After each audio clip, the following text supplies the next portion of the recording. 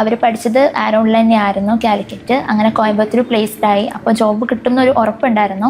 എൻ്റെ പേര് ജോമോൾ. ഞാൻ മലപ്പുറത്ത് നിന്നാണ് വരുന്നത്. ഞാൻ ഗ്രാജുവേറ്റഡ് BA സൈക്കോളജിയാണ്. ഞാൻ PG എടുക്കുന്നതിന് മുന്നേ ഒരു ജോബ് സെറ്റ് ചെയ്തിട്ട് PG എടുക്കാന്നുള്ള പ്ലാനിങ്ങിലായിരുന്നു. അപ്പോൾ എൻ്റെ ഫ്രണ്ടാണ് വഴിയാണ് ഞാൻ മെഡിക്കൽ കോഡിങ് കോഴ്സിനെ പറ്റി ഞാൻ അറിയുന്നത്. അപ്പോൾ അവർ പഠിച്ചത് ആരോണിൽ തന്നെയായിരുന്നു, കാലിക്കറ്റ്. അങ്ങനെ കോയമ്പത്തൂർ പ്ലേസ്ഡ് ആയി. അപ്പോൾ ജോബ് കിട്ടുമെന്നൊരു ഉറപ്പുണ്ടായിരുന്നു. അങ്ങനെ ഞാൻ ആരോണിനെ പറ്റി അന്വേഷിച്ചു. അങ്ങനെ ഞാൻ ഇവിടെ ജോയിൻ ആയി. സൈക്കോളജി പഠിച്ചിട്ട് കോഡിങ് പഠിക്കുന്ന സമയത്ത് എങ്ങനെ ഉണ്ടായിരുന്നു എക്സ്പീരിയൻസ്? അതിൽ അനാറ്റമി, ഞാൻ സൈക്കോളജി പഠിച്ചുകൊണ്ട് തന്നെ നമുക്കതിൽ ഫിസിയോളജി ഉണ്ടായിരുന്നു. അതുകൊണ്ട് അനാറ്റമി പഠിക്കാനൊന്നും വലിയ ബുദ്ധിമുട്ടുണ്ടായിരുന്നില്ല. പിന്നെ കോഡിംഗ് ആണ് പിന്നെ അതിൽ വരുന്നത്. അപ്പോൾ ടീച്ചേഴ്സ് നല്ല സപ്പോർട്ട് ആയതുകൊണ്ട് ക്ലാസ് ഒന്നും ഒരു കുഴപ്പമൊന്നും ഇല്ലാണ്ട് നല്ലപോലെ പോയി. എനിക്ക് എക്സാമിന് ഡേറ്റ് എടുക്കാനായിരുന്നു തീരെ കോൺഫിഡൻറ്റ് അല്ലാഞ്ഞത്. അപ്പോൾ ടീച്ചേഴ്സിൻ്റെ സപ്പോർട്ടും കൊണ്ട്, അവരുടെ സപ്പോർട്ടും കൊണ്ട് മാത്രമാണ് ഞാനൊരു ഡേറ്റ് കൺഫേം ചെയ്തിട്ട് എടുത്തിട്ടുണ്ടായിരുന്നത്. പാരൻസ് ഇതേപോലെ തന്നെ ജോബായിട്ട് ഒരു PG എടുക്കാന്നുള്ള രീതിക്ക് തന്നെ പറഞ്ഞിരുന്നത്.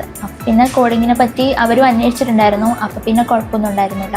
നല്ലൊരു ഇൻസ്റ്റിറ്റ്യൂട്ടിൽ ജോയിൻ ആവാൻ അവർ പറഞ്ഞിരുന്നത്. അപ്പോൾ നമ്മൾ BA സൈക്കോളജി കഴിയുകയാണെന്നുണ്ടെങ്കിലും നമുക്ക് സൈക്കോളജി ഫീൽഡിൽ നമുക്ക് PG ഭയങ്കര ഇമ്പോർട്ടൻ്റ് ആണ്. അപ്പോൾ ഇപ്പോൾ ലൈഫ് സയൻസും കൂടി ആയതുകൊണ്ട് ഇപ്പോൾ ഇങ്ങനെ ഒരു കോഡിങ് കോഴ്സ് എടുക്കുകയാണെന്നുണ്ടെങ്കിൽ അത് നല്ലൊരു ഓപ്ഷൻ ആയിരിക്കും. ഇപ്പോൾ കുറേ ഇൻ്റർവ്യൂസ് ആയാലും ലൈഫ് സയൻസ് ബാക്ക്ഗ്രൗണ്ട് ചോദിക്കുന്ന കുറേ ഇൻ്റർവ്യൂസ് ഇപ്പോൾ ഞാൻ കഴിഞ്ഞതിന് ശേഷവും വന്നിട്ടുണ്ടായിരുന്നു. അപ്പോൾ സൈക്കോളജി എടുക്കുകയാണെന്നുണ്ടെങ്കിൽ എടുത്തവർക്കും ഇതൊരു ബെസ്റ്റ് ഓപ്ഷൻ തന്നെയാണ്.